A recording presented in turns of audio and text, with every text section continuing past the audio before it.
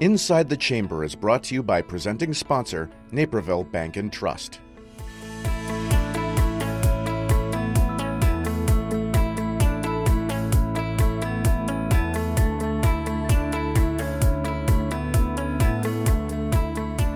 Welcome to Inside the Chamber. I'm Christina Caton Kitchel, filling in for Kaylin Risvold.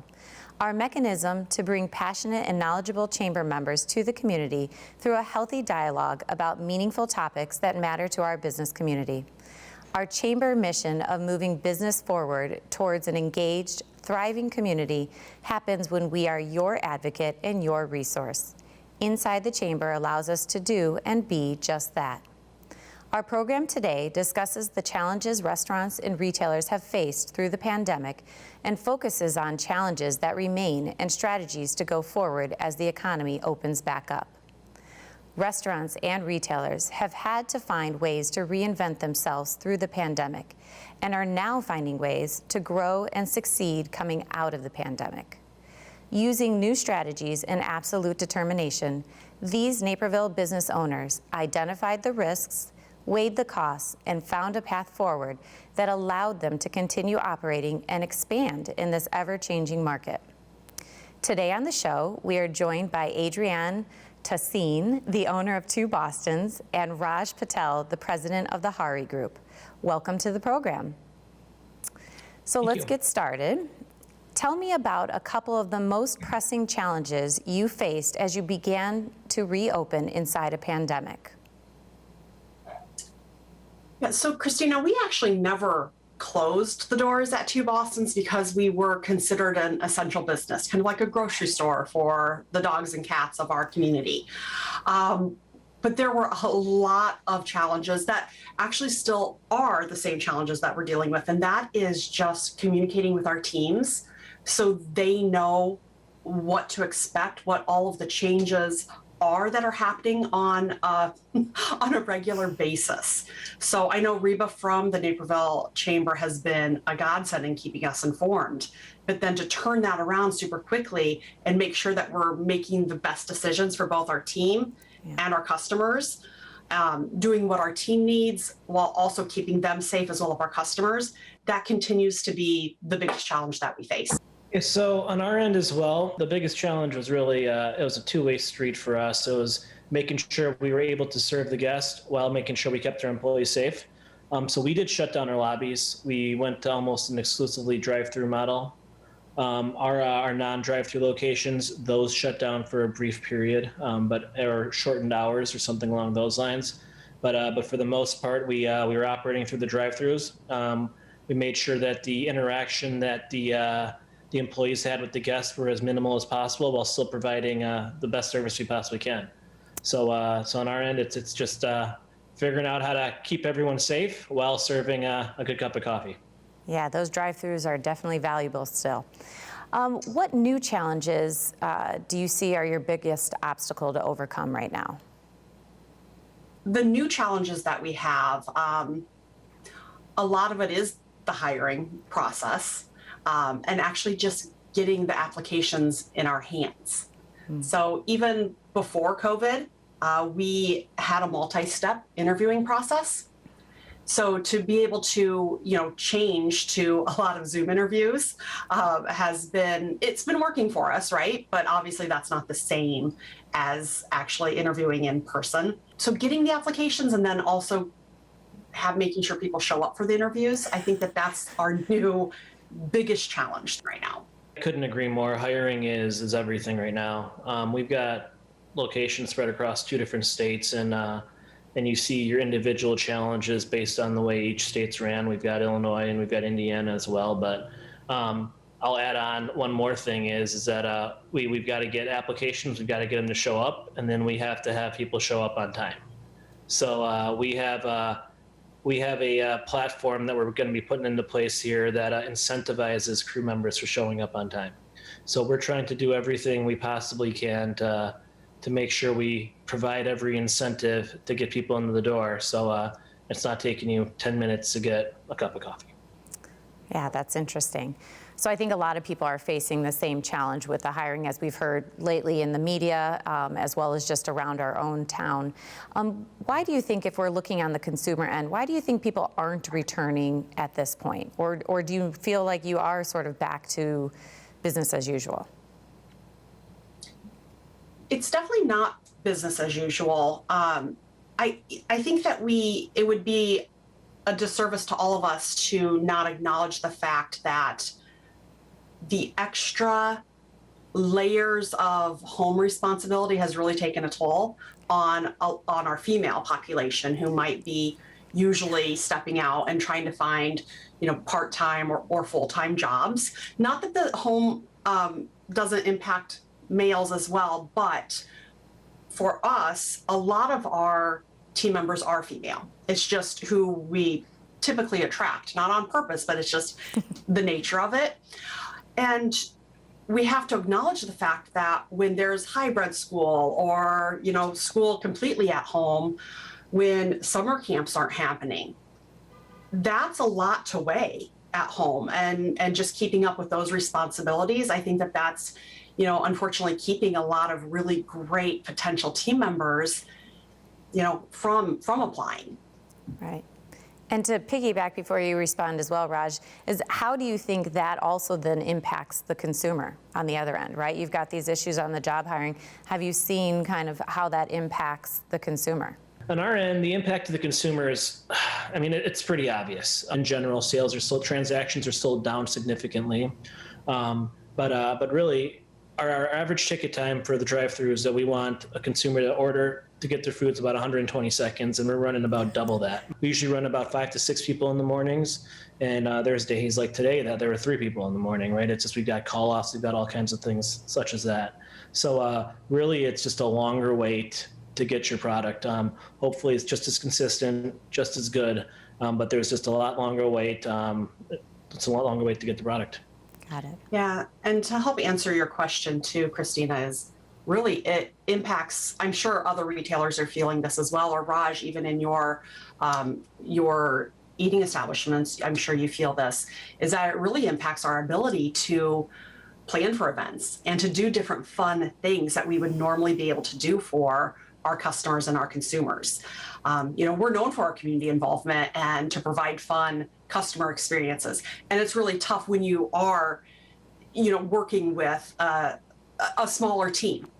We've got to focus on making sure that, you've got the cup of coffee coming or, bagging up the dog treats as quickly as possible. So it just limits our bandwidth to be able to do those extra fun things. What do you see coming out of this as sort of a business trend for restaurant and retails? Have you seen anything emerging on your front? One of the most unique things that we've kind of done, which has actually helped us tremendously, especially with times for ordering, is the digital aspect of ordering. I think during the pandemic, even coming into now, digital's always been there. Domino's has done it. Everyone's done that app where you order your food, you get your food faster, and you don't really have to talk to anybody. It's just tenfold. Digital sales continue to grow. Every week, I feel like we set a new record for a larger percentage of sales coming from digital. And I feel like that's going to be continuing into the future, where you'd hope that, you can get where half of your business is really coming off of an app or something online, where that order is just queuing in and you're really just cranking it out in the back versus a two-pronged normal business model. Got it. AdreAnne? Yeah, I agree with Raj completely. The whole click and pick up is becoming a huge thing in not only at Two Bostons, but I know a lot of other businesses. So click and pick up is something we've always had, but it hasn't been highlighted until about a year ago. So we've got a lot of orders coming through that, a lot of phone orders, a lot of online orders for, home delivery, et cetera. But all of those take manpower as well. So, when we're taking an order over the phone and maybe doing, a nutrition consultation over the phone, that's taking someone off of the sales floor. So trying to balance that is a challenge, but I'm grateful that we do have these opportunities available to serve as many customers as we can in the way that they need us to serve them. Okay. And so sort of piggybacking on that, what surprised you as an innovation or an idea within your operations that would have never seen the light without being inside a business-altering pandemic? And also, do you plan on keeping it in place moving forward? As a Dunkin franchisee and with the marketing and everything, I mean, the easy answer is TikTok. I had no idea that TikTok was a thing going into the pandemic. Dunkin has leveraged TikTok more than any brand there is. We've got more followers than Nike currently. And we've got drinks named after TikTok stars. It is something that is shocking and kind of fun. But on an operational standpoint, it's really been that we're able to serve the guests consistently without that lobby. Okay, Raj, you probably just put something on my to-do list, and that's to get a TikTok for two Bostons, I guess. There you go. So one thing that we really embraced as soon as shelter in place happened in the Chicagoland area was doing a lot more lives. And to the point where, we were doing family game night, to get our customers still involved and doing some fun things with them. We started a What's New Wednesday show. So every Wednesday, my husband and I go live showing the new products that have come into Two Bostons, because that's some of the fun aspect that our customers were missing, coming in, seeing the new toys, the new treats, chews, etc. So we just bring it to their living room. We show them what has come in, tell them a little bit about it, and then we use a platform where they can actually purchase these items live. And it's fun for them because they get to maybe purchase it before a lot of other people do, since we're showing them the new things. And we have continued to do that, and I really see us continuing, forever, because the response has been so great. But we've also done a lot of things like digital catalogs for Christmas. And then doing we did like almost a 2-hour Christmas show. So we called it Christmas from the Couch, where customers can just shop from the comfort of their own home. The nice thing about this is not only does it bring the fun aspect to it, it does remind people that we're a family-owned business, which sometimes I think our community forgets. So having our faces out there showing, our human kids, not only our dogs and cats, but our human kids, like, this is a family-owned business, and it's fun for them to interact with us. Well, I have admitted to you, I don't have a fur baby, and I tune in because it's that good. So congrats on that. Thank you. Well, stay with us. We'll be talking more with AdreAnne and with Raj about our strategies to help move forward after the break.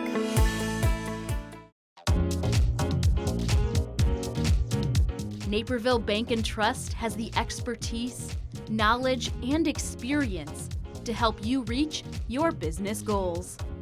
They provide all the tools that you would ask that we as a growing business need of a bank. Most importantly, to me, it's a great personal relationship we have with Tom and John and our bankers. It was the best thing we could have done in banking. And banking can be very cold. What the bank brings to us is that warm feeling when you come into the bank and people say, "Hi, Greg." It's about being part of the community again, about being a name again, about having credit for who your business is instead of just being a number. Naperville Bank and Trust. Bring it home. Stay in the know at home or on the go with NCTV 17 News Update. This quick recap of everything happening in and around town will be delivered straight to your email inbox for free. Sign up today.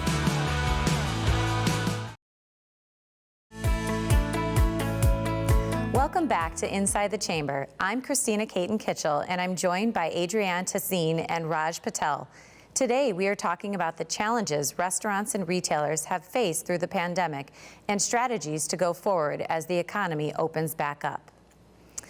What I'm looking for, as we've talked about some of the challenges, what's the most valuable advice or solutions that will help other restaurants and retailers succeed regardless of the time? That is a really great question. I think my best advice is to listen. Listen to your team members.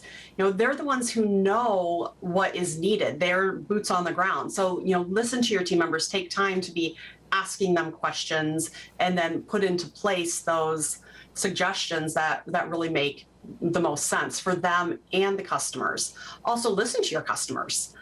They're the ones who are voting on what makes the most sense, what they're comfortable with, what they're looking for.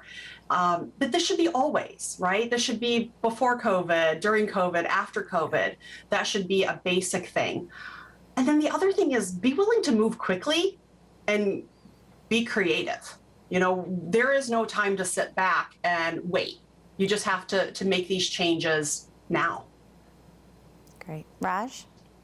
Yeah, so on my end, I think the biggest learning I have is making sure it's a two-pronged approach. You've got to take care of those that are working with you, and you got to find the hiring. And it's don't forget about the people you have with you still. This morning when you only had 3 people show up to work, those 3 people were handling a rush that probably overwhelmed them. So two-pronged approach. We've got to get out there. We've got to keep hiring. Hopefully the government plays ball some more. And then on the other end, take care of our people. Make sure we continue to take care of them. They've been loyal to you through the pandemic, and it's time you show that back. I think that's a great point. I think a lot of the news is focused on the inability to hire, but there are hard workers that have stayed, through this and helped remain open. So it's good to make sure they're acknowledged. So just talking a little bit on that, the 3 of us all work in the world of real estate, and we understand and see the challenges maybe a little bit sooner than the public does. How have you communicated without sort of, I don't want to say we're complain, but how have you communicated to your consumers the ongoing challenges you have to maintain sort of a high quality product and high quality service on a significantly reduced staff? Has there been a process that you've put into place? So on our end, it's been a little bit of everything, right? I mean, the media's picked it up. There's significant labor shortage at restaurants. Some restaurants, you've seen it on the news or even on social media where they put up signs saying, hey, we're short-staffed, be patient. So the social media has really done that for us in communicating to the guest. Dunkin being a franchise, we chose not to put signs up saying that. We chose not to say, hey, we're out of a certain product. We kind of have to apologize if we are because of shortages. I mean, everyone's heard about the chicken shortage right now and prices shooting up. It's if you feel like right when we get past one, the next one's coming. So, rather than continuously communicating, we just do everything we can to focus on the guest and get them in and out as quickly as we can. Great. AdreAnne? And I'll say that we have an amazing customer base. So their understanding of what is happening has really, for the most part, been so good, and I'm very grateful for it. And most of all, I'm grateful for our team members that we have such a great customer base, and that they've been so understanding. One of the big things that we've done, instead of being customer facing with a lot of this communication, we've really been communicating with our team and trying to remind them of our mission, that we are here to improve the lives of pets and their people. And we get to do that. We have the opportunity to do that every time we have a shift at 2 Bostons. And thank goodness, our team lives those core values. So reminding them, that we are a place that provides fun experiences. We're here to share our knowledge. All of those basic core values that we have, I think that has really taken the place, instead of really, I don't want to say making excuses to our customers. Right. Because there are a lot of things that we could be making excuses for, being short-staffed, being short on inventory. Just today, 4 out of 6 of our stores didn't get a huge distributor order that we were planning on. It's delayed a day or 2. But that stuff is happening on a regular basis. Mm-hmm. So we just have to be flexible and roll with it, and then pick up the phone and communicate with our customers if they're waiting for something. But yeah, I'm thankful for all of our customers that have that understanding, for sure. Fantastic. Well, knowing that 2 of you have fantastic businesses in our community and so forth, and a lot of the chamber members are entrepreneurs and running their own business, what are some parting thoughts that you would like to, pass along in terms of just business in general, moving forward? Let me hear some final thoughts of advice. I think we're all seeing a little bit of the light at the end of the tunnel, and just to stay positive, to keep your team staying positive. Just like Raj said, the team who has stayed with us throughout this and been able to serve our customers the way they have, we are so grateful for them. So just continuously showing your team that you are grateful for all the hard work that they put in, and while welcoming hopefully new team members very soon to help us all grow and to support our existing team. Raj? Very similar in my end as well. I do think we're hopefully in the back stretch of everything going on, and hopefully over these next few months things really start to open up, and we really start to see a little more flow of applications, people coming in, and things along those lines. But I think in general, talking restaurants in general, whether we're talking about, a Hugo's downtown or a Dunkin or, even a Chipotle or something, it's just, saying thank you a little more, being patient, and then, we'll all get there. This is a big, to me, it's just a big circle when it comes to hiring. And I think that, we might be on the bottom side of it, but we'll get to the top again and, continue to push forward from there. Great. Well, thank you to both of you. AdreAnne and Raj, having you on here was quite the pleasure. And you guys both have companies in our community that do a fantastic job of servicing everybody that walks through the doors. So thank you both again for your time today. Thank you for watching Inside the Chamber, and thank you for investing time in becoming more aware of what the Chamber does. Watch us each month, and remember, we are your resource for knowledge, power, and business-forward programs that stand up for you and our community. Inside the Chamber is brought to you by presenting sponsor, Naperville Bank and Trust.